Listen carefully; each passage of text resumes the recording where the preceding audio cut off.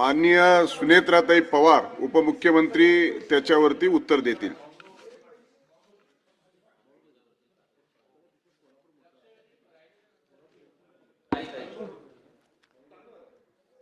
माननीय सभापती महोदय, आंतरराष्ट्रीय महिला दिनाचे औचित्य साधून या वरिष्ठ सभागृहामध्ये करण्यात आलेल्या विशेष चर्चेला उत्तर देण्यासाठी मी आज इथे उभी आहे। महिला दिनाच्या निमित्तानं या चर्चेच्या माध्यमातून एक चांगली संधी उपलब्ध करून दिल्याबद्दल मी माननीय सभापती महोदयांचे मनापासून आभार मानते। काल वरिष्ठ सभागृहामध्ये अनेक सन्माननीय सदस्यांनी सहभाग नोंदवला। त्यामध्ये श्रीमती मनीषाताई कायंदे, श्रीमती चित्राताई वाघ, श्री अभिजितजी वंजारी, श्री प्रवीणजी दरेकर, श्री अरुणजी लाड, श्रीमती उमाताई खापरे, तसेच श्री अमोलजी मिटकरी, श्री सचिनजी आहेर, श्रीमती नीलमताई गोरे यांनी या सन्माननीय सदस्यांनी आपापल्या भावना व्यक्त केल्या। त्यानिमित्ताने त्यांनी काही चांगल्याही सूचना मांडल्या। महिलांच्या महत्त्वाच्या प्रश्नांकडे सभागृहाचं लक्ष वेधलं, त्याबद्दल सर्व सदस्यांचं मी मनापासून आभार मानते। या सभागृहाला महिला सदस्यांसोबतच पुरुष सदस्यांनीही आपापल्या भावना व्यक्त केल्या, त्याबद्दल त्यांचेही मी विशेष आभार मानते। या निमित्तानं महिलांच्या सक्षमीकरणासंदर्भात सभागृहातील अनेक सन्माननीय सदस्यांनी अतिशय महत्त्वाचे आणि विधायक मुद्दे मांडले। त्यामुळे शासन या सर्व सूचनांचा सकारात्मक विचार करेल असं मी सभागृहाला सुरुवातीलाच आश्वस्त करते। सभापती महोदय, 8 मार्च हा दिवस जगभरात आंतरराष्ट्रीय महिला दिन म्हणून साजरा करण्यात आला।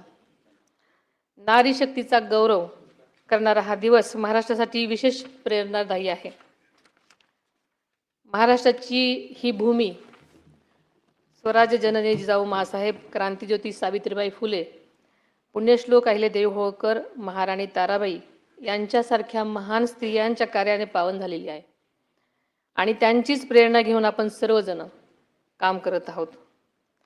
आंतरराष्ट्रीय महिला दिनाचे औचित्य साधून मी अत्यंत महत्त्वाची शासनाची आज घोषणा आपल्यासमोर करते आहे।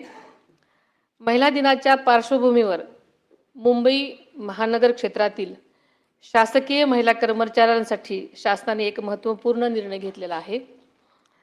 कम अर्ली गो अर्ली या संकल्पनेअंतर्गत मुंबई महानगर क्षेत्रातील महिला कर्मचाऱ्यांना सकाळी 9:15 ते 9:45 या दरम्यान कार्यालयात लवकर घेऊन जितकी मिनिटे आधी कामकाज करतील तितकीच मिनिटे संध्याकाळी कार्यालयातून लवकर निघण्याची म्हणजेच 30 मिनिटांची सवलत देण्यात येईल। या निर्णयामुळे गर्दीच्या वेळेत होणारी महिलांची गैरसोय नक्कीच कमी होण्यास मदत मिळणार आहे। माननीय सभापतीजी, काल सभागृहात झालेल्या चर्चेदरम्यान सन्माननीय सदस्य मनीषाताई कायंदे यांनी मांडलेले मुद्दे अत्यंत महत्त्वाचे आहेत। त्यात प्रामुख्याने फेस रिकग्निशन तंत्रज्ञानाचा वापराबाबत व मिसिंग महिला व मुलांचा शोध घेण्याबाबत मुद्दा उपस्थित केला गेला। सभापती महोदय, या अनुषंगानं मी सभागृहाला सांगू इच्छिते की हरवलेले मुलं मुली यांचा शोध घेण्याकरता एकूण 14 ऑपरेशन मुस्कान राबवण्यात आलेली असून त्या अंतर्गत 42,594 बालके शोधलेली आहेत। तसेच हरवलेल्या महिलांकरता राज्यात सर्व जिल्ह्यांमध्ये मिसिंग सेल कार्यरत आहेत। या अंतर्गत ऑपरेशन शोध 1 व 2 अशा विशेष मोहिमा राबवण्यात येऊन यामध्ये एकूण हरवलेल्या 5,066 महिला आणि 2,771 बालकांचा शोध घेण्यात आलेला आहे आणि इथून पुढेही आम्ही या मोहिमा प्रभावीपणे चालू याची शाश्वती आपल्याला देते। आणि सभापती महोदय, त्याचप्रमाणे छत्रपती शिवाजी महाराज टर्मिनस, चर्चगेट आणि बोरिवली स्टेशन या ठिकाणी रेल्वेमार्फत सायबर क्राईम रोखण्यासाठी ही यंत्रणा उभा केलेली आहे। त्याचप्रमाणे महिलांच्या प्रश्नाबाबत राज्य शासनाने 51 भरोसा सेल कार्यान्वित केले असून त्यामार्फत त्यांच्या समस्यांचे निराकरण केले जात आहे। सभापती महोदय, राज्य परिवहन महामंडळात मार्फत बस स्थानकांवर CCTV प्रणालीही कार्यान्वित करण्यात आली असून त्याद्वारे पोलीस विभागास CCTV फुटेज उपलब्ध होणार आहे. आधुनिक तंत्रज्ञानाचा प्रभावी वापर करून गुन्हेगारावर कारवाई करण्यात येत आहे. तसेच सन्माननीय सदस्या श्रीमती चित्राताई वाघ यांनी महिलांविषयी समाजाच्या मानसिकतेत बदल होण्याची आवश्यकता अधोरेखित केलेली आहे. शासनाने लाडकी बहीण, नमो महिला सक्षमीकरण, लेक लाडकी, अन्नपूर्णा, लखपती दीदी यासारख्या योजनांद्वारे महिलांचे आर्थिक सक्षमीकरण करण्यासाठी प्रयत्न सुरू ठेवलेले आहेत.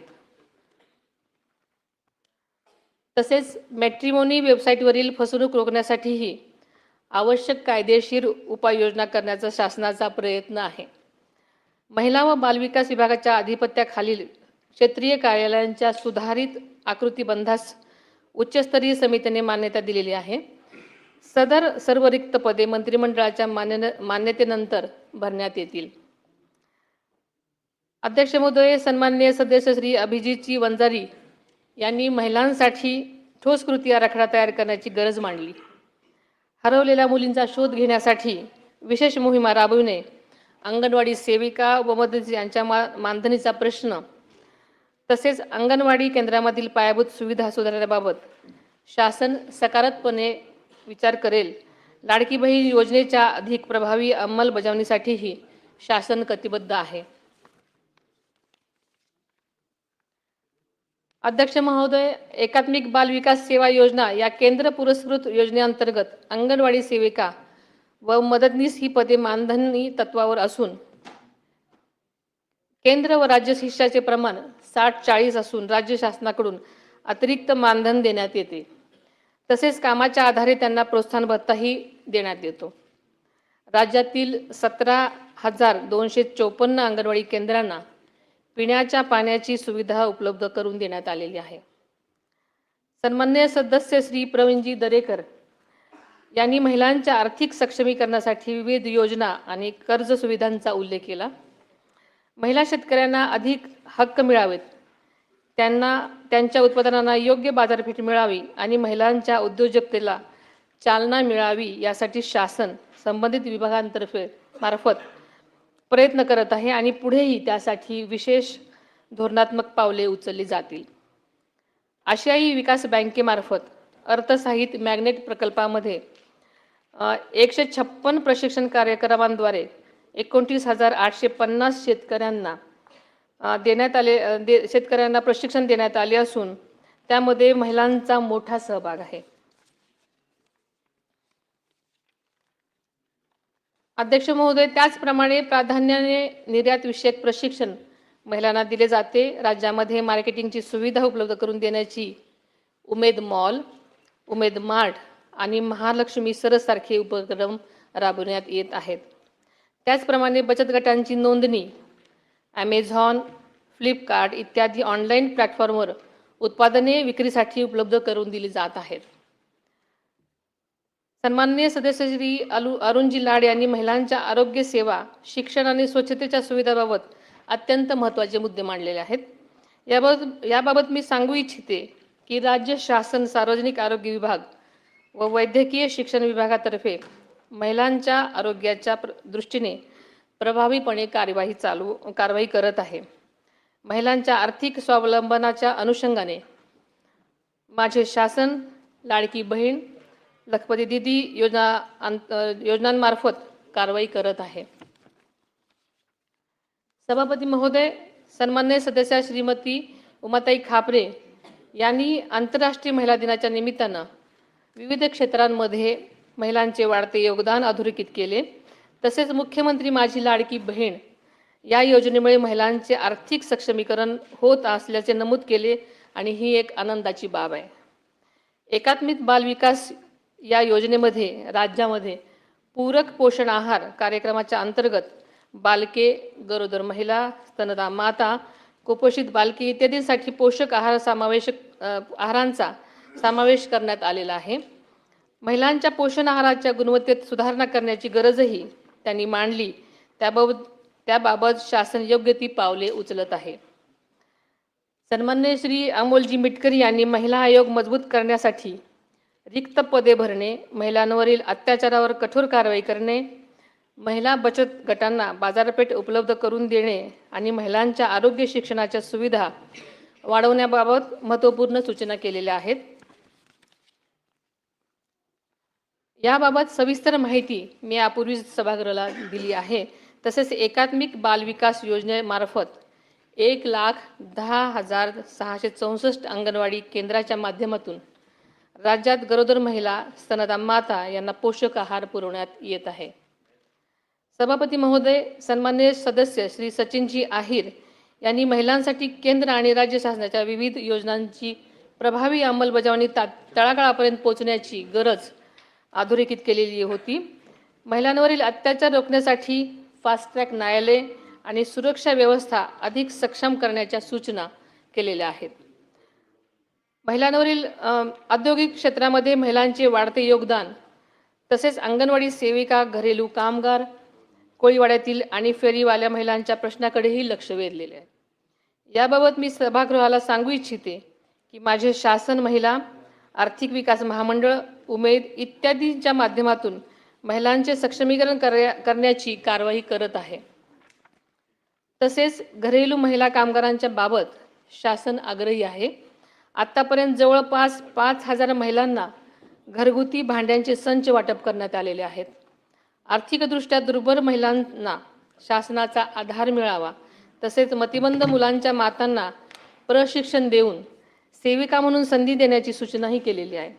या सर्व सूचनांचा शासन गांभीर्यपूर्वक विचार करून आवश्यक त्या उपाययोजना नक्कीच करेल. उपसभापती तथा सन्माननीय सदस्या डॉक्टर नीलमताई गोरे यांनी राज्याच्या 4थ्या महिला धोरणासाठी सर्व विभागांनी प्रभावी कृती आराखडा तयार करून अंमलबजावणी करावी अशी अपेक्षा व्यक्त केलेली आहे. एकल महिलांच्या समस्यांवर राज्य शासनाने सर्वेक्षण करून विशेष उपाययोजना कराव्यात अशी ही मागणी केलेली आहे. आदरणीय दादांनी सुद्धा एकल महिलांच्या समस्या सोडवण्यासाठी वेळोवेळी बैठक घेऊन आवश्यक त्या सूचना संबंधितांना केल्या होत्या. याचा उल्लेख अर्थसंकल्पीय भाषणात सुद्धा माननीय मुख्यमंत्री महोदयांनी केलेला होता. महाराष्ट्राचे 4थे महिला धोरण लागू करण्यात आलेले आहे. हे धोरण लवचिक स्वरूपाचे असून त्यामध्ये काळानुरूप बदल करण्याची तरतूद करण्यात आलेली आहे. या धोरणाच्या प्रभावी अंमलबजावणीसाठी उच्चस्तरीय समिती गठीत करण्यात आली असून विभागनिहाय कोणत्या विभागानं किती दिवसात कारवाई करावयाची आहे याबाबत तरतूद करण्यात आलेली आहे. ग्रामीण भागातील महिलांचं जीवन अधिक सुकर व्हावं या उद्देशाने राज्याचे प्रथमच आदिशक्ती अभियान राबवण्यात येत आहे. या अभियानाच्या माध्यमातून प्रत्येक गाव बालविवाह मुक्त, अत्याचार मुक्त करण्याबरोबरच मुलींचे शाळा सोडण्याचे प्रमाण कमी करणे हा उद्देश आहे. या अभियानामुळे गावातील महिलांचे जीवन अधिक सुरक्षित, सन्मानजनक आणि सुलभ होण्यास निश्चितच मदत होणार आहे. शक्ती फौजदारी कायदा महाराष्ट्र सुधारणा विधेयक 2020 हे विधेयक राज्य शासनाने केंद्र सरकारकडे पाठवले होते. मात्र 1 जुलै 2024 पासून भारतीय न्यायसंहिता लागू झाल्यामुळे पूर्वीचे हे विधेयक परत घेण्यात आले आहे.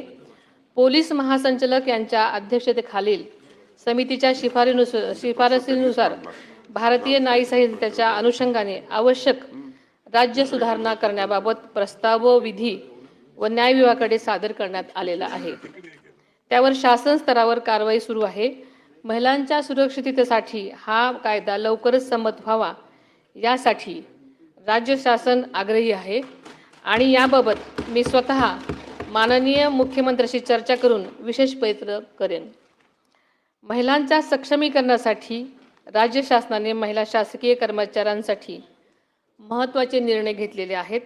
केंद्र शासनाच्या धर्तीवर 180 दिवसाची प्रसूती रजा मंजूर करण्यात आलेली आहे.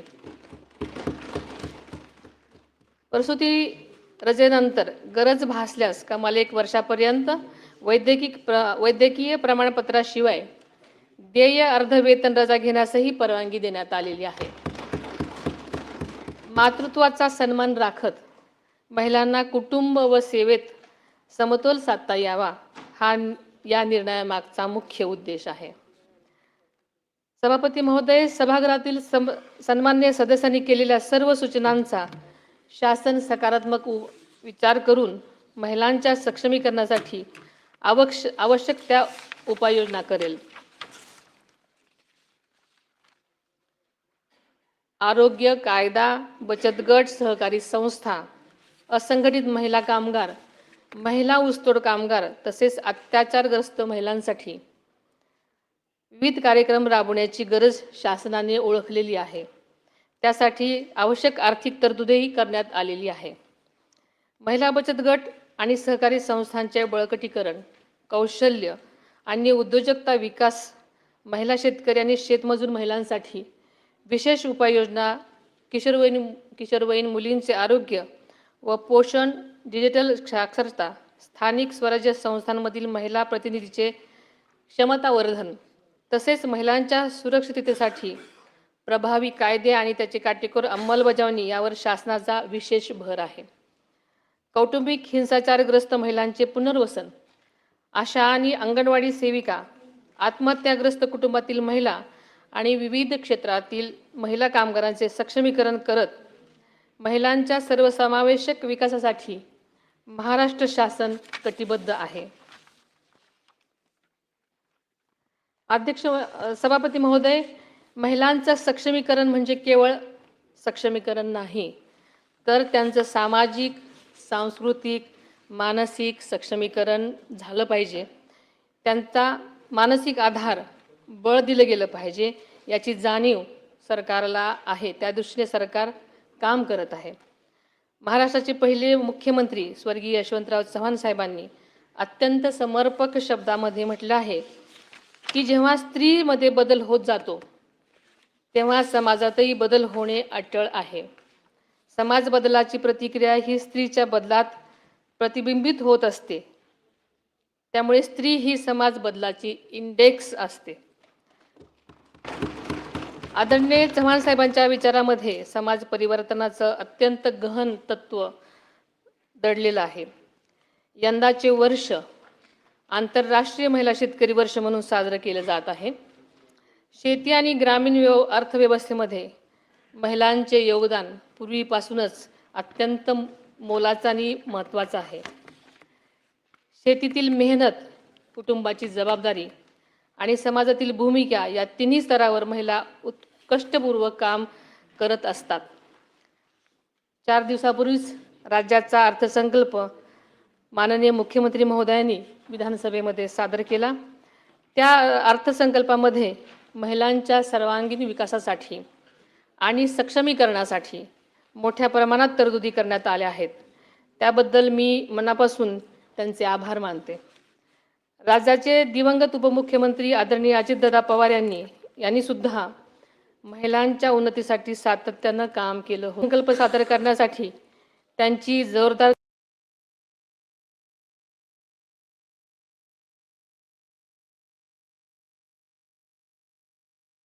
तयारी सुरू होती.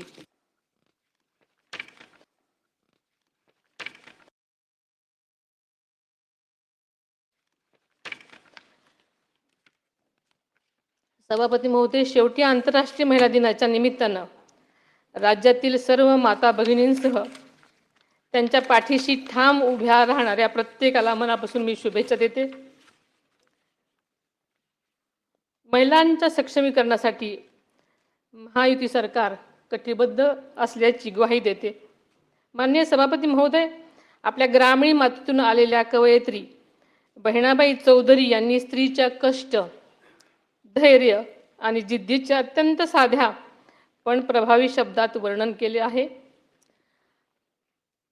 त्या म्हणतात, अरे संसार संसार जसा तवा चुल्यावर, आधी हाताला चटके तेव्हा मिळते भाकर. आपल्या सगळ्याला हे माहिती आहे, पण त्यांचा अर्थ खूप खोल आणि सखोल आहे. या ओळीमध्ये स्त्रीच्या सहनशीलतेची, कष्टाची, सृजनशक्तीची ताकद दडलेली आहे.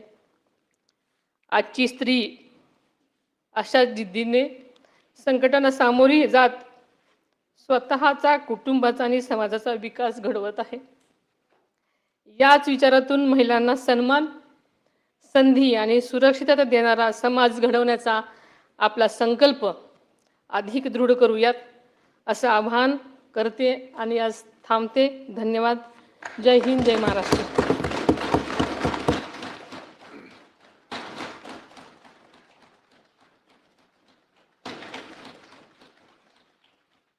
सभागृहाने या